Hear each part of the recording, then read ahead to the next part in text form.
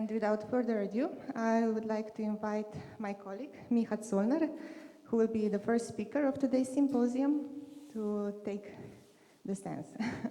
So Miha is an art historian who works as a curator at Galerija Božidar Jakac. He is also active as a lecturer and publicist, focusing on various fields of visual art, visual culture, and social sciences. In the period between 2017 and 2020, he was a curator at the International Center of Graphic Arts in Ljubljana. And in the period between 2006 and 2016, he was a curator at Photon Center for Contemporary Photography, Ljubljana. And also his lecture today is titled Industrialization of the Image, Photography as a New Medium in the 1920s and 1930s. Miha, the floor is yours.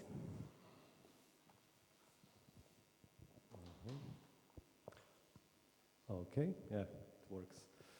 Hello, yeah, so thank you for the introduction. The talk is about photography in the 1920s and 1930s. On one hand, I wanted to point out and make some arguments why the exhibition in Kostanjevica na Krki, in Galerija Božidar Jakac, Museum of Modern and Contemporary Art, is also including photography, and why we picked the photographs and the photographers we did. But also I will outline some milestones in the development of photography leading to the 1920s and 1930s, because everything has its prehistory. So also the photography does this, let's say, new photography, as it was called at that time. And basically the 1920s marked the era when photography actually became a predominant visual medium, predominant medium of visual culture. There was more and more photography in printed media, in mass culture in general. And also, then I will point out some key concepts that associated photography with modernity. So why photography became so popular. So there was definite connection between photography and film, of course, at that time, and the notion of modernity. So I also show some pretty obvious examples of this development, let's say some iconic photographs, which are very crucial for me to try to explain the switch, from this old photography and the new photography, I mean in quotation marks. So, of course, when we were preparing the exhibition, Distant Gaze, in Galerija Božidar Jakac, it was immediately clear, if we are doing an exhibition about new realisms and new objectivity, that we can't really avoid photography. It was actually an important part of visual art and visual culture at the time. And of course, there is like a slight difference between, let's say, painting of that period of time and photography. Photography is a technical and industrial medium, and the photographer is the operator of the camera and not the craftsman. That was pretty much clear.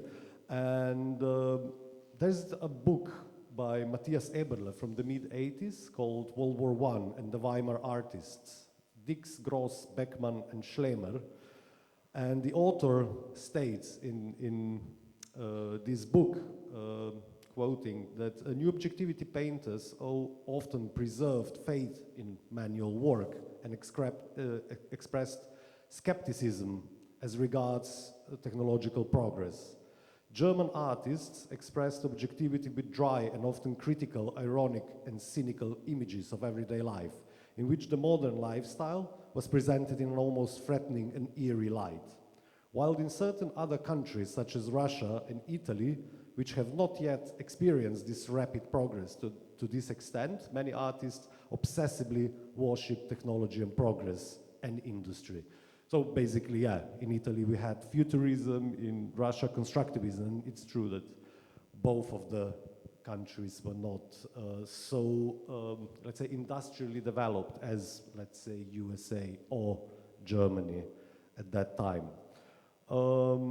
So, on the other hand, photography has adopted some similar aesthetics as the painting, like it's tried for objectivity, cold gaze, and especially depictions of everyday and modern life. But to point that out, I have to go basically to the beginning. So what was before this so-called new photography? So roughly in the period, let's say, 1890 and 1910, the prevalent style in photography was pictorialism.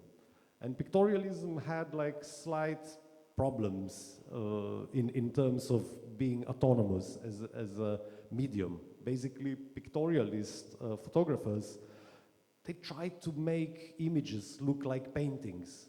So basically concurrent paintings that would be Impressionism, Post-Impressionism, and so on. So here I picked like maybe not so obvious image, not so obvious choice. It's a local photographer who was based in Ljubljana, August Bertold, who at the beginning of the 20th century was working in this pictorialist style. The interesting thing about pictorialism was that, I mean, it was the zeitgeist. Most of the pictorialist photographers were amateurs. Amateurs because at that time they believed that professional photographers cannot do art photography because they are too much burdened with the industry. And usually pictorialist photographers were rich amateurs, basically people who could afford at that time the entire equipment. And of course that has changed very soon with the so-called new photography. And of course we have this terminological issue here with the new photography because there are many terms describing it. New photography, I think, was coined by, if I'm not mistaken, Laszlo Moholy-Nagy, who also called this style, new vision. But basically the entire idea about new photography started much earlier. So this is, and it didn't start, I mean, we often talk about the new generation of artists, new generation of photographers who came to the scene and developed a new style. But it wasn't like that. So Alfred Stieglitz, for instance, whose photograph this is, was basically a pictorialist photographer. He was actually a president of a pictorialist society of US, I think. He was living and working in New York. He was a very rich person who didn't have to work for his entire life, so he could dedicate himself to photography and organizing exhibitions, being a gallerist, being a publisher, and so on. But he started doubting in pictorialism, and in 1907 he took this photograph, which is very interesting, iconic photographs. You would find it in any photography books. The Steerage is the title. The interesting thing with most of the people, when they see this photograph, they would say, okay, this is some kind of social commentary. It's from a cruiser, migrations, poor people are on the lower deck, more wealthier people are on the upper deck, and so on. But no, for Stieglitz, this was the ultimate modernist photograph, with the lines, with the mast, the stairs, the hat of this guy who is looking down. So basically these very basic visual elements are in this photo. So he actually named this photograph as the let's say new photograph, the new modernist or modern photograph. And of course with Stieglitz, it's also true that his interest in man-made structures and increasingly urbanized and industrialized world had connection to this fact that the modernity of photography is always appropriated. Something must exist beforehand to be photographed. So, of course, let's say modern architecture and photography are very closely connected. This photograph was so strange. It was first published in 1911 and then first exhibited in 1913, but taken in 1907, roughly at the same time when, let's say, Picasso painted his Mademoiselle d'Avignon. So his idea, because he was a big lover of an appreciator of European modernist art, he knew about Fauvism, he knew about the avant-garde movements that were happening in Europe already, and he was exhibiting these artists in New York in his small gallery, Alfred Stieglitz. And this was his response in photography. But then what happened was that in 1915, 1916, they discovered Paul Strand, again, another American photographer, and they coined the term straight photography or pure photography. And straight photography was, again, something very new at the time, and there were many, let's say, formulations of that. For instance, Paul Strand, when he had the exhibition in 1916 in the 291 Gallery in New York, he stated that fullest realization of new photography is accomplished without tricks of process or manipulation through the use of straight photographic methods. And also, he compared modern photographers to the creators of skyscrapers who had to face the similar circumstance of no precedent. And it was through that very necessity of evolving a new form, both in architecture and photography, that the resulting expression was vitalized. So basically, yeah, new photography started earlier, not in the 1920s. There were many examples of photography that looks like it's from the 20s, but it's earlier. For instance, August Sander, who started his monumental work, People of the 20th Century, already in 1911. This is one of the iconic photographs from this series, Peasants on the Way to Dance, in 1914. But there were also other photographers in the, let's say, before 1920s and in the very early 1920s who were actually working in this vein. And these are Laszlo Moholy-Nagy, Man Ray, Paul Citroën, John Hartfield, Christian Schad, Anton Giulio Bragalia, El Lisitsky, Alexander Rodchenko. So it was kind of like very widespread. And of course, in photography, these boundaries between various styles and movements, such as constructivism, futurism, new vision, new photography, or new objectivity, are much more blurred than, for instance, in painting. It's very difficult to say what is what. So, of course, we have, for instance, this image of Laszlo Moholy-Nagy here,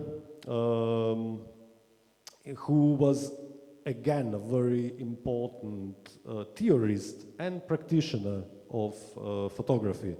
His book, Painting, Photography, Film, from 1925, was very, very influential. He was a professor at the Bauhaus School of Art. In this book, aforementioned book, Painting, Photography, Film, he stated that exact mechanical procedures of photography and the film work incomparably better than did the manual procedures of the representational painting. From now on, painting can concern itself with pure color composition. So basically, what he's saying, that painting cannot compete with photography in representing reality, so they should focus on something else, which, of course, art did. Painting did focus on something else. So this is another image, Bauhaus balconies. by Laszlo Moholy-Nagy. So what was also interesting in that period of time, that many new photographers, again in quotation mark, if we're using the term new photography, so many new photographers were not burdened with the fixation that photography is an art form.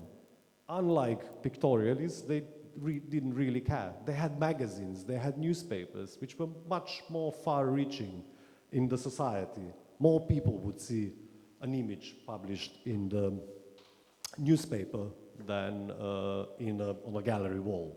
So that was one very, very important thing in this period of time. But of course, if we go to Germany, for instance, to see what new objectivity or neue Sachlichkeit photography means, we can't avoid Albert Renger-Patsch, who first did in earlier stages close-ups of, let's say, natural environment, and then, of course, he switched to more industrial objects. So basically, Albert Renger-Patsch, he was focused on the actually world of industrial objects. He published a book, Die Welt ist schön, The World is Beautiful, in 1928, and which became increasingly influential. It had a huge impact across Central Europe and elsewhere, but there were problems with it. Many theorists and thinkers would criticize him because Renger-Patsch's photographs metaphorically represented faith in better future. Following World War I, a large part of the moderate public wanted ordered and normalized life. So, and what was he presenting was the technology, you know, the power of technology that can save the world. And basically, German Social Democratic Party was terrified of a revolution. It adopted the ideas of industrialist Henry Ford, who believed that well-paid workers will never start a revolution. In his book, Practical Idealism, Count de Calegri also promoted the belief in technology, which will save humanity from all troubles.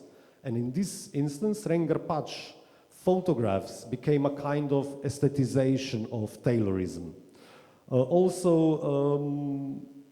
Walter Benjamin was commenting on this book in his Little History of Photography from 1931, and he warned against creative photography that is free from all physiognomic, political and scientific interests. He believed that creative photography has capitulated to fashion, and the Welt ist schön was its key phrase. So there was a lot of criticism, but on the other hand, this was a very, very popular kind of photography. So then in 1920s, of course, August Sander continued his big monumental project. This is his picture from 1924, when basically Neue Sachlichkeit as a style or a movement started.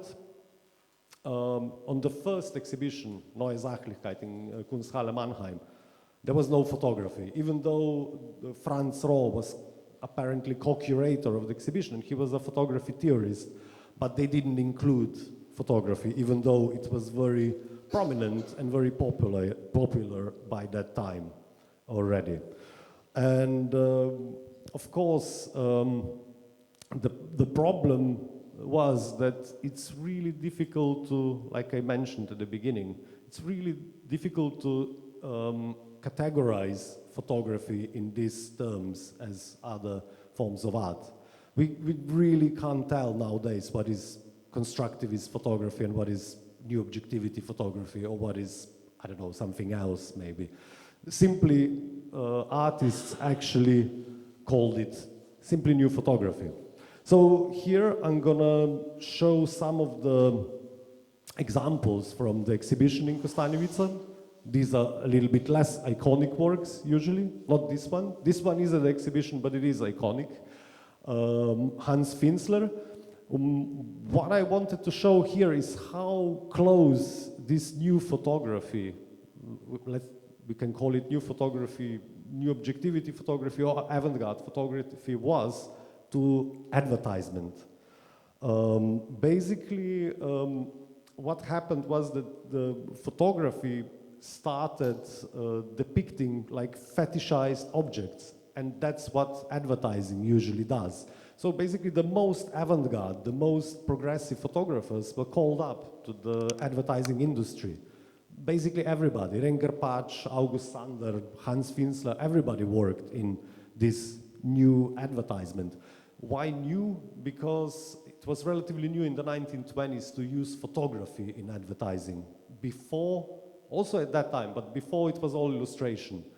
And photography became increasingly popular because it could kind of represent the idea and experience of the modern world.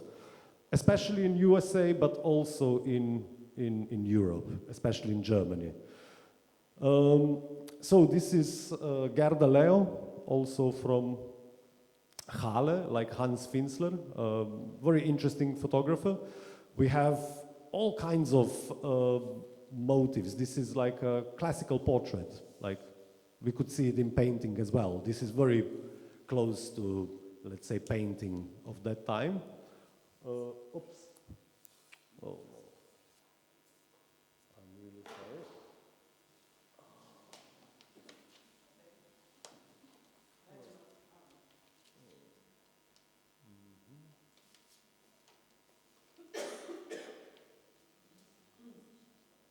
Okay, I'm really sorry about that. Wrong button. Yeah, I'll use this instead.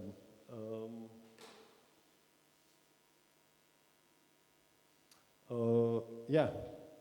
So, but if we take a look at some of the pictures, this is Jaromir Funke from Czechoslovakia, who actually at the beginning of the 20s, he was still working mostly in the pictorialist style, but the zeitgeist pushed him to become, let's say, a photographer or new photographer, let's call it like that. So this is like a still life, like almost a classical still life that you can see in painting as well. It could be called new objectivity, but it could be called something else. It has light effects, like Laszlo Moholy-Nagy would do. It's all mixed up. And then we have the Eugen Wiszkowski, also from Czechoslovakia. That's also a picture. All these pictures are at the exhibition, with a very strange motive, the motive that wouldn't have appeared before, like 10 years before that. The detail of the turbine, you know, like looking for the beauty in a very ordinary things. But on the other hand, the turbine is again a manifestation of modernity, of progress, that may save the society, which it didn't, as we know now from this point. And of course, what was a very important event then from this new photography, which actually kind of like uniformed and unified the, let's say, photography across Europe, like in the late 20s and early 30s, was the exhibition called FIFO, which is called, basically the entire name is Film und Foto. The exhibition that happened in Stuttgart in 1929 and was then traveling across Europe, this exhibition. Yeah, Film und Foto, internationale Ausstellung des Deutschen Werkbunds. Of course, this exhibition was also, because it was traveling, it also came to Zagreb eventually in 1930. This is a picture from Zagreb, 5th to 14th April 1930, in a place was called Zagreb Fair. But what was interesting that the exhibition didn't only show, let's say, what would be called art photography. It showed fashion photography, industrial photography, product photography, and so on and so on. And yeah, and again, it promoted this idea that instead of being presented on gallery walls, photography found its place on posters and billboards and in magazines and newspapers. So basically, it was a triumph of this new photography. And of course, it had a big impact on the Yugoslav photography scene. Now, these are probably some photographers and artists that many of you who are not from here wouldn't know so well. This is Ivana Tomljenović Mailer with, again, this classic new objectivity motif. You know, repetition of, yeah, what is this, like chicken in shopping window. From 1930. Though Ivana Tomljenović-Mailer didn't have such a big impact on the scene in Yugoslavia, because in 1929 and 1930 she actually studied at the Bauhaus School of Art, and she lived in Germany between Leipzig, Berlin, and I think Dessau, the Bauhaus was at the time. This is another of her photographs, the gym teacher at Bauhaus, which actually shows the, yeah, again, the new society, sports, the role of women, you know, women becoming athletes, and so on and so on. So basically, if this is, again, what could be considered like a new objectivity photograph, this is just a photograph representing the modernity of the time. Then, of course, what we have is the, again, manifestation of modernity with, let's say, motifs of power lines. This is Franjo Mosinger, 1932, and this is Tošo Dabac, 1934. So basically power lines, again, manifestation of progress, could be like independent motive in photography, and so on.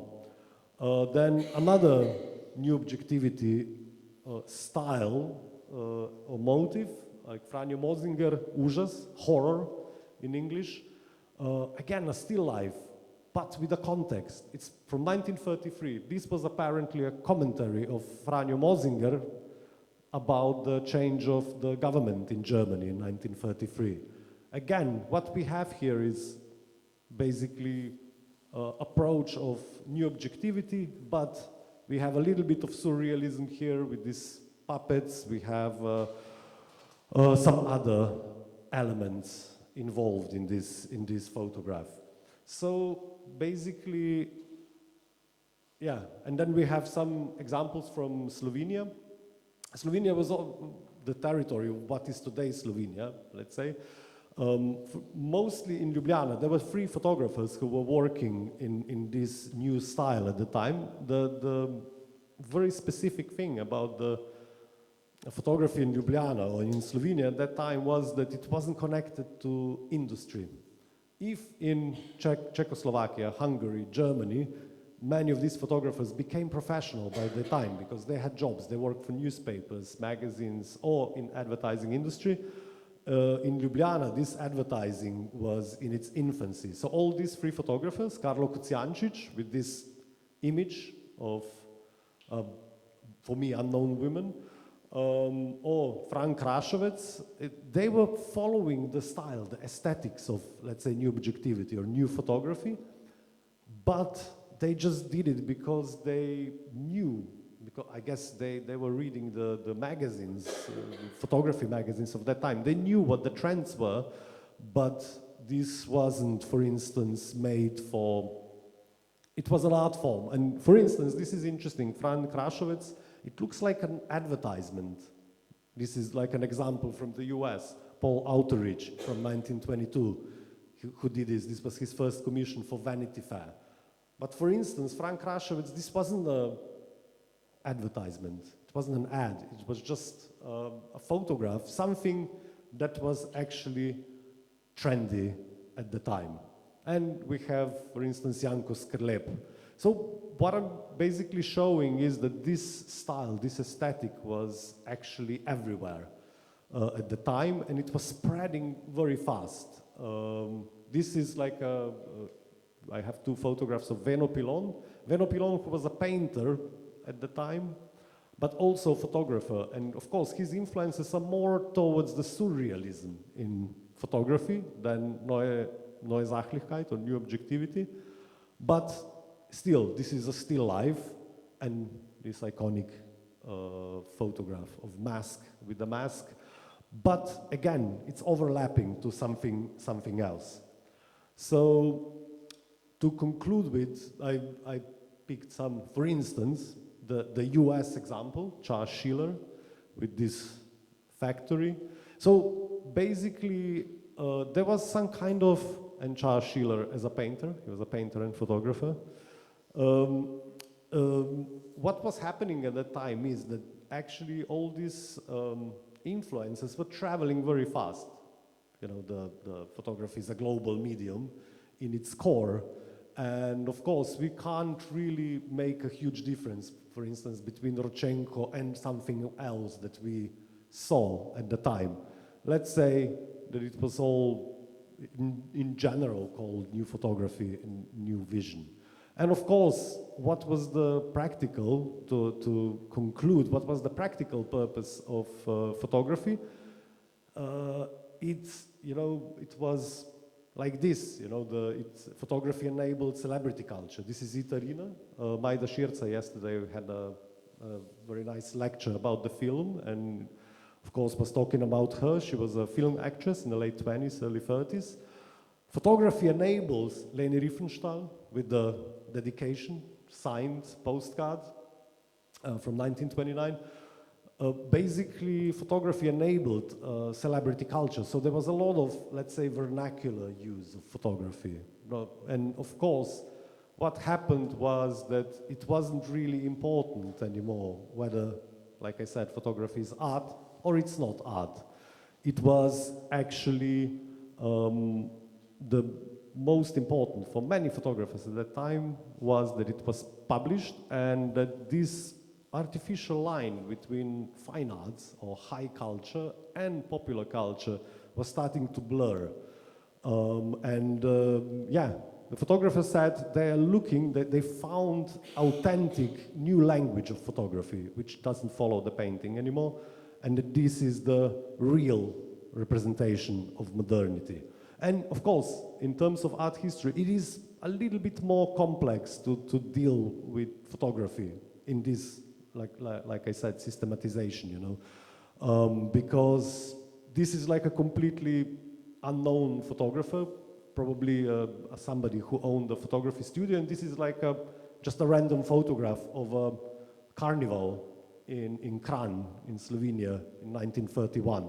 But it's very similar to something that we could see as an art photography at the time. So yeah, I'll conclude here. I think, just on time, almost. Thank you. And yeah, if there are any questions, I'm still here. Thank you, Miha. Does anybody have any questions? Yeah.